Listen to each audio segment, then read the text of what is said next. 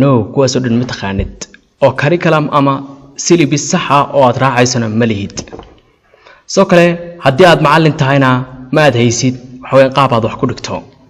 dabcan way dhici kartaa soo haddaba waxaan rabaa inaan maanta mowduuc waxaas oo dhan aad kaga dhargayso inuu mowduucan noqdo kii uu dambeeyay aad kaga bixi lahayd waxa weeyaan luqadda Englishka ma aqaano ayaa rajeynaya inuu muuqaalkan noqdo soo dhawow ku soo dhawow